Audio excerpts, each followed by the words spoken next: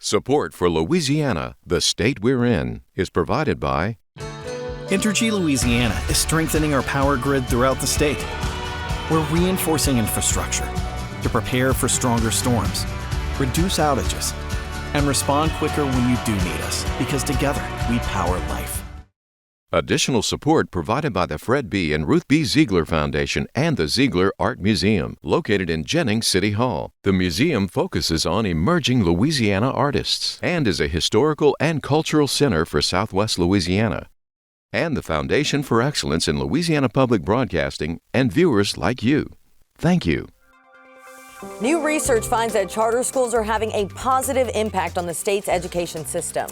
We're also going to take you inside Louisiana's old governor's mansion for a look at recent renovations. Plus, I'll sit down with East Baton Rouge Mayor Sid Edwards to talk about plans to deploy National Guard troops in several cities. And our series, Quipa, continues with a look at the history of rabbit hunting in Louisiana.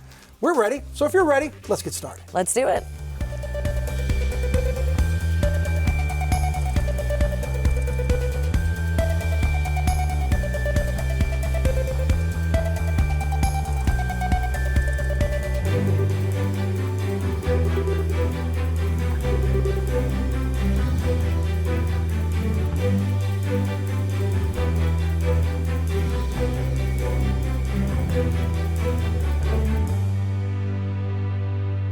Hi, everyone. I'm Christina Jensen. And I'm Victor Howell. Much more on those top stories in a moment on this week's edition of Louisiana, the state we're in. But first, after Hurricane Katrina, the state took over most of the public schools in the New Orleans area. Now, 20 years later, a new study shows the transition to charter schools has really boosted academic performance, and these charter schools are starting to expand to other areas of the state.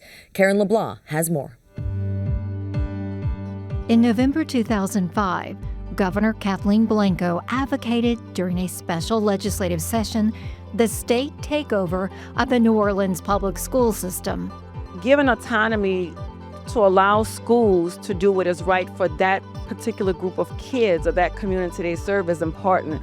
Dr. Sharon Clark serves as the charter director of the Sophie B. Wright High School in New Orleans and represents District 2 on the Louisiana Board of Elementary and Secondary Education. We didn't have to worry about that systemic issue of the bureaucracy of all these people talking and nothing getting done.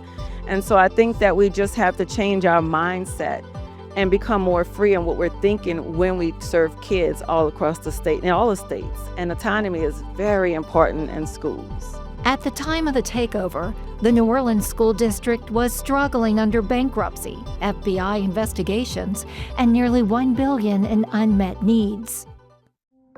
A report from Tulane University's nonprofit think tank, the Education Research Alliance for New Orleans, studied the post-Katrina reforms. Its policy brief, New Orleans Post-Katrina School Reforms, 20 Years of Lessons, concludes that the charter school experiment is producing results. When you look at the student outcomes that we're able to measure, such as high school graduation, college enrollment, student test scores, we saw vast improvements, especially after the first decade of the reforms. And it was really the type of reform that we haven't seen anywhere. That type of increase in test scores and in student outcomes is really something you don't see. Carol, a researcher and former teacher at a New Orleans charter school with Teach for America, says those gains held steady across multiple indicators. When we track students from New Orleans and similar students outside of New Orleans and their student outcomes and test scores, we found that they rose 10 to 15 percentage points. We saw similar outcomes for high school graduation and college enrollment, where students were going 10 to 15 percentage points higher than they were before the storm. In 2018, the state voted to return New Orleans charter schools to the oversight of the Orleans Parish School Board. These schools, run by nonprofit organizations, are held accountable through strict performance metrics. The system isn't perfect. There are challenges and inequities still to address. There's a small number of schools that everyone wants to go to, and they can't accept every student. And there's certain aspects of that make it so that students who aren't getting into the schools they want to ended up at lower rated schools. So we need more high rated schools and they need to be located equitably across the city. One of the criticisms of the charter school takeover was that it brought in teachers from the outside who did not have the cultural understanding of the student population, and that there was a disconnect in the classroom, that the teachers couldn't relate to the students couldn't relate to the teachers. What did you find in this study? I knew nothing about the district. I knew nothing about the culture of the city. I came here to try and help. Little did I know that I was actually taking the job of a veteran teacher who now did not have a job to return to, which was deeply unfortunate. New Orleans students rate their teachers only 50% for caring, compared to students nationally about 63%. That's a problem. The New Orleans charter school system has become a national model for large-scale education reform, but its context is unique. The post-Katrina influx of funding, volunteers, and idealistic educators created conditions that may not be replicated elsewhere. Across Louisiana, school choice is on the rise. The Louisiana Department of Education has secured $13.5 million in federal funding to strengthen charter programs and improve student outcomes in reading, math, attendance, and college and career readiness. The Louisiana Gator Scholarship, structured as an education savings account, allows eligible families to use state funds for approved education expenses, including private school tuition and tutoring. There is mixed results on prior voucher programs. Some had found success, some did not find success, like the one in Louisiana. We have found movement in enrollment, but a lot of what's been happening with these ESA laws is students currently in private schools are getting money to stay in private schools. And it's not as much students moving from a low-performing public school into a private school, which is what I think the kind of hope and ideal behind these ESA laws is. The New Orleans Charter School District remains an outlier in the national movement, but the data shows undeniable improvement. This is the second year in a row that we have not had a failing school in the city of New Orleans, and that is huge. That's great. Now let's take a look at what's trending this week, Victor. A big topic a lot of people are talking about. Former LSU football player Kyron Lacey, he was involved in a deadly crash back in 2024. On Monday, his lawyer released footage of the crash, a particular angle, and it shows Lacey was about 72 yards behind the crash, and his lawyer says he couldn't have been responsible. Yeah, that was done on a TV station down in Houma. Then state police responded, and they released an 11-minute video defending their investigation. Troopers say his reckless driving triggered a chain of events that led to the deadly crash, and they also stood behind the way the DA had been handling this case up to this point. Yeah, so what are the next steps? Well, Attorney General Liz Murrill says she's going to be reviewing the case and is expected to release her findings soon. But the one thing we know, it's a tragic story all the way around. 2 lives are lost. We'll see how things develop there as it continues. All right, and do you remember an iconic theme song, Reading Rainbow? I played it for you earlier. Sing it to me. Yeah, I don't remember it. Reading Rainbow. Ah, girl, I knew you would do it. No, I love this show. It's actually going to come back, and I'm so excited for it. Yeah, it was a fantastic show. The show, actually, believe it or not, 26 years on PBS. It won more than 250 awards, including 26 Emmys and a Peabody. Yeah, and the new host is a social media influencer, has over 2 million people following him. His name is Michael Threets, and he is very excited to be coming on as the new host. Somebody who's been around books a lot, very encouraging about the reading, says he got into the profession because of the original Reading Rainbow that was hosted then by LeVar Burton. So the first season will run for 4 episodes, and it will air on the Kids of Co. YouTube channel. Can't wait for it. I know you'll be watching, right? All right, let's get back to Louisiana. Some news here about one of our bigger, more famous buildings in our state. Louisiana's old governor's mansion, you might know, is known as the Louisiana White House for its architectural similarities to the real White House. It now houses a museum showcasing decades of legends, lore, and living history. Karen LaBalle joins us once again and takes us on a tour.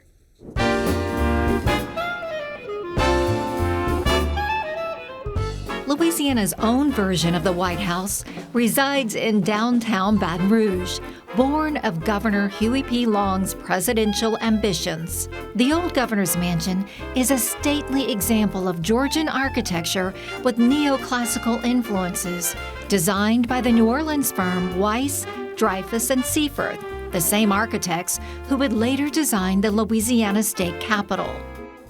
The mansion was built in 1929 by Governor Huey P. Long, and this house is where 9 Louisiana governors lived. It's called Louisiana's White House because it is built very much like a mini White House. We have East Room, we have West Wing for offices, and it's a very similar stylistic, you see a lot of symmetry, the neoclassical style, so we are very excited to give you a tour and show you everything that we have.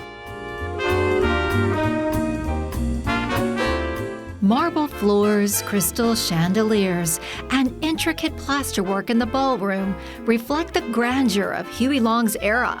The formal dining room, adorned with hand-painted woodblock wallpaper, offers a rare and richly detailed pictorial glimpse into history.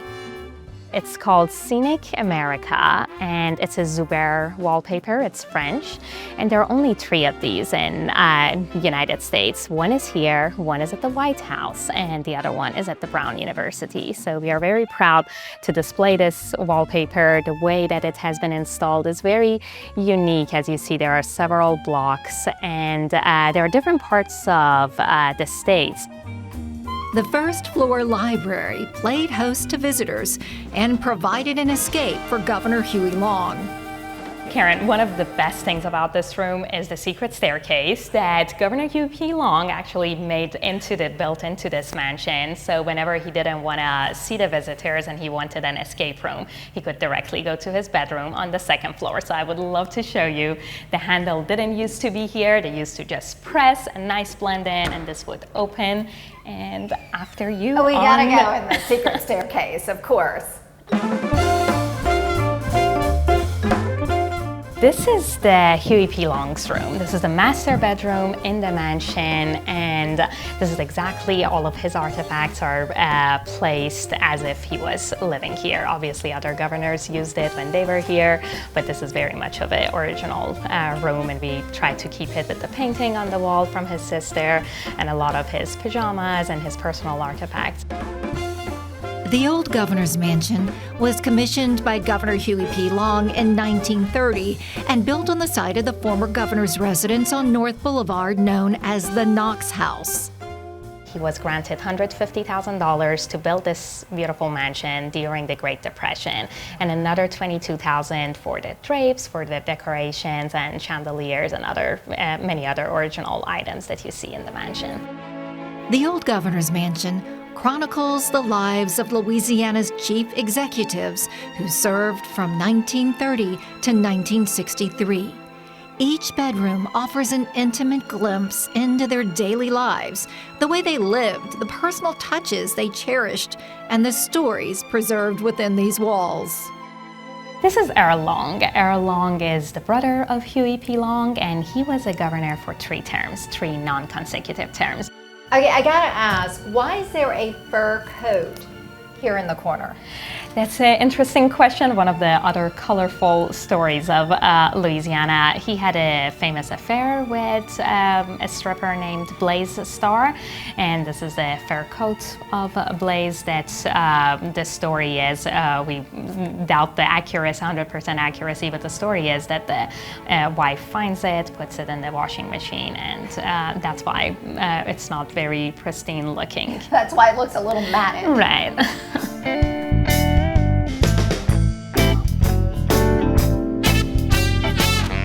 Jimmy Davis, the last governor to reside in the mansion, served 2 non-consecutive terms as Louisiana's governor from 1944 to 48 and again from 1960 to 64.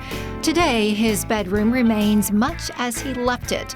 The bed draped with a quilt made of ties sewn by his mother-in-law, and a closet full of the couple's clothing as if time has stood still. Many people know him because he made the song You're My Sunshine famous, and some think it's his wife, Sunshine, or a lover, but actually he loved his horse so much that he named it Sunshine, and this is the most interesting saddle for Sunshine that we are displaying here. We end our tour of the house that Huey built in the Oval Office, where the curving walls are painted green, Huey Long's favorite color. A lot of people with the name, they think that this is an office. It's never been an office, but it's an oval-shaped room, just like the White House. And it has been where the families actually sat, had tea, kids played piano, and they hosted games and things of that sort. What do you want the visitor experience to be? So, of course, we want it to be fabulous. It's a beautiful architectural and historical landmark in Baton Rouge, and not just for Baton Rouge, but for Louisiana.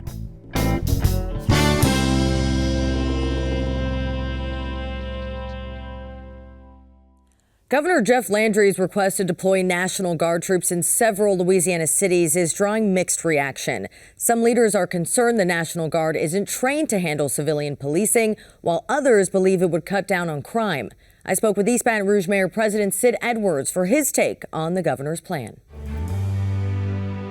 Well, joining me now is East Baton Rouge Mayor President Sid Edwards. Thank you so much for joining us, Mayor. It's my honor to be here. So we're talking about the National Guard troops. The Governor Landry made the formal request from the federal government to deploy them to 3 cities, Baton Rouge, New Orleans, and Shreveport.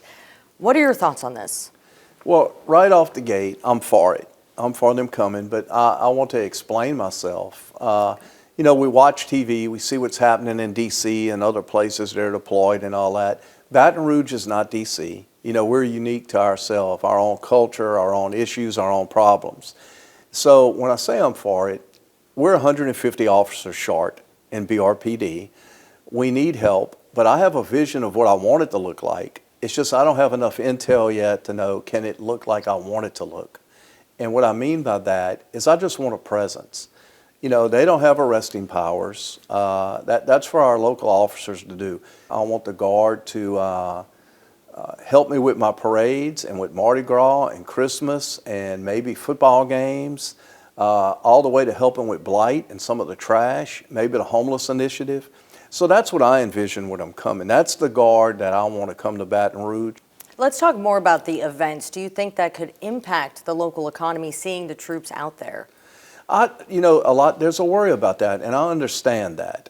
You know, that people like, on the negative side, like having a military presence around. What does that say? What does it mean? You know, I just don't think culturally in Baton Rouge it would hurt. I really don't. Why do you think the governor chose Baton Rouge as one of the 3 cities? Do you think there could be political motivation behind that? I don't. I mean, certainly people are going to, you know, think that way. This is the capital city of Louisiana. I'll give an example. I'm part of a Harvard Bloomberg class that is out of New York, and I partnered with the mayor of Wichita, Kansas, Lily Wu.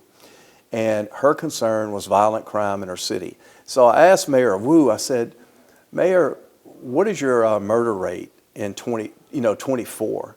And she said 16. I said, 16? We had 16 in January. So it's all relative. So here again, I can't speak for the governor, but for me, it's boots on the ground and a presence. You've spoken to the police chief about it and the sheriff. How do you see them working with the troops if they were to come? Well, I think a big thing, here's okay, when I talk about worries as well. So when you take the National Guard, there's a chance you could have a guy that they send down here from, say, Albuquerque that is a pharmacist in Albuquerque, but he's a National Guard that doesn't know our town. I think there's got to be some intel and some initial conversations about who we are and what we do and how to handle yourself, you know, in our town. Well, if National Guard troops are sent to a crime scene, could you see them making situations worse because they're not per se trained in that? It could. You know, that there's a risk with that. It could. But what I would be counting on is working with Chief Morris, our BRPD, and our sheriffs to have some, it doesn't take the place. Our police officers are trained extensively. Civil rights, not de-escalating situations, and the Guard isn't necessarily trained for that. So I would do, if they're coming here, it would almost be like Cliff Notes, a cram course. There's no guarantee, but the expectation of me to them is to work with our BRPD and our sheriff department to make sure those situations don't happen.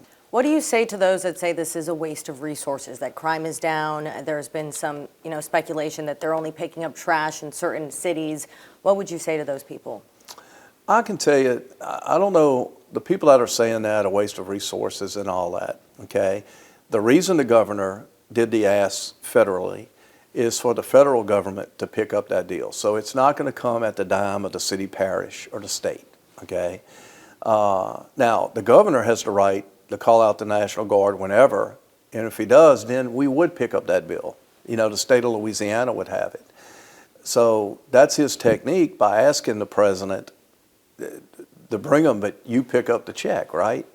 But at the same time, a waste of resources. I've been in the hospital since I've been in office, tending to a mother whose 5-year-old autistic child was caught in gunfire. There's a 7-year-old murdered in Scotlandville. A young professional driving through doing volunteer work, plumbing work in our city, and he's caught in the crossfire.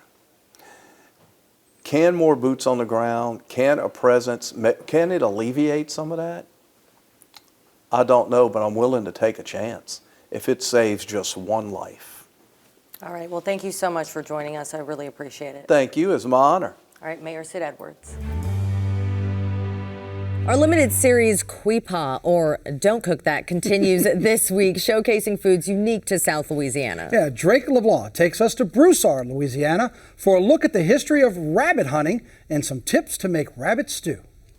Welcome to Quipa, a series where we dive into the odd dishes of South Louisiana. Today, I'm here in a little town called Broussard, right on the outskirts of Lafayette. And I'm here with my good friend, Shawn Bernard, AKA Uncle Luck. What we got going on today? Man, first of all, it's a lovely day. Right? A lovely day to always prepare something Creole. We got some rabbit. Now, for the people, I guess, that haven't had the chance to try rabbit before, or lapin as we call it, can you describe the taste? Everybody want to relate something to chicken. Like alligator tastes like chicken, or something tastes like chicken. I do that. Like chicken. Yeah, right. It's different. When you taste rabbit, you'll know what it is, and you're never gonna forget it. We know what kind of dish we're about to make with this lapin. We're making a rabbit stew, something very traditional, very hearty. What's next? We gotta start prepping some ingredients, right? Well, the first thing you gotta do, man, you gotta stuff it. Wild game, you gotta stew it. You gotta make it tender. Garlic is the #1 ingredient to any meat that you stuff. Can't put too much garlic. Yeah. And then so after we stuff this, you're gonna put this in the pot first. Do the onions go first? Like what goes first? You brown the meat. So first thing you're gonna do, you're gonna take the meat, you're gonna brown it. After you put your stuff in real good. Some people, they let it sit overnight with some Worcestershires or whatever they use to marinate. Right. But hot temperature and a little water will make any meat tender. Right. And some patience. And some patience. Right. Now this is stuff.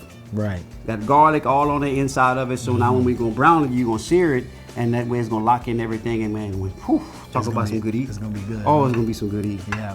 Yes, indeed. So how do we end up putting these things that are some people consider pets? If we look back at our ancestors, right? Working in the sugarcane, working in the fields, the cotton fields, the Cherokees and things like that. That's where rabbits live. So of course it was in abundance. So what better way? If you're working in the field, you can hit a rabbit with a stick. And they brought food home.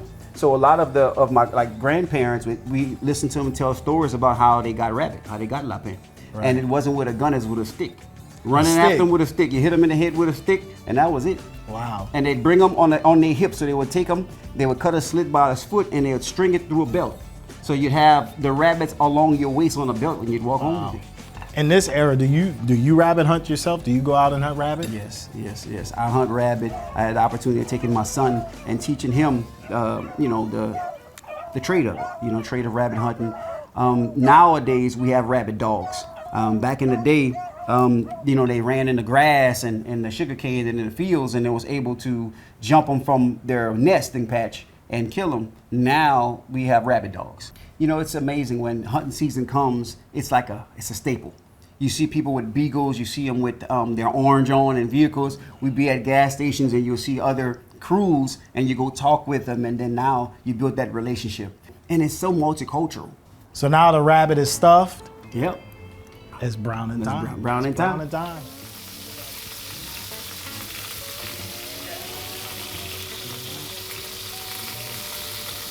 All right, y'all. So we've been here. The lapin, the rabbit, the Louisiana rabbit has been in a pot. It's been stewing for a few hours, yeah. right? Oh yeah. Oh yeah. You can't rush this. You can't rush it. Oh no. Because if you rush it, it's gonna be not tender. You're not gonna get the well-balanced To get your flavors. gravy right, you gotta let it take its time. We put all this work. Now it's time to put it over some rice. It's time to manger. Oh yeah, super tender, super tender. Let's see what we got. Been working all day. Ooh, yeah. Oh yeah. Got tender this here. Yeah, and it's, yeah, it's beautiful. Put that on the side right there. Oh yeah. Look at that. Yeah, that's beautiful. That's what I'm talking about. I can just take you some green onion. Onions. You know. Just kind of garnish it in the onion. Right. Garnish that a little bit. Man, I don't think I ever seen rabbit look that pretty on a plate, man. Man, look at that. That's impressive. Taking time with it, you brown it real good. It's stuff, I'm telling you, it's gonna be flavor through and through. Shawn, thank you for having us here today, man. It's a pleasure. It's a I pleasure. mean, it smells so good. You took some of your prized possession. You know, not too many people are willing to go in the freezers and they stash just for anybody. So this is all yours. You see why it's still steaming and still smoking. It's all yours. I'm so ready.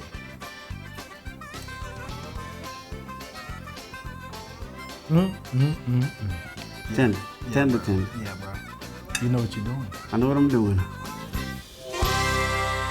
Well, that looked really good, Victor, but I've never tried rabbit, have you? I have not, and I got to be honest. If you came up to me and said, hey, would you like to try some rabbit stew? My answer would be, Quipa! Don't cook that. Don't cook that. Well, that is our show for this week. Remember, you can watch anything LPB anytime, wherever you are with our LPB app. You can watch LPB news and public affairs shows as well as other Louisiana programs you've come to enjoy over the years. And please take a moment and like us on Facebook, on X, and on Instagram. For everyone at Louisiana Public Broadcasting, I'm Christina Jensen. And I'm Victor Howell, and my chance to say congratulations, welcome to LPB. Christina, Thank it's you. great to have you. And until next time, that's the state we're in.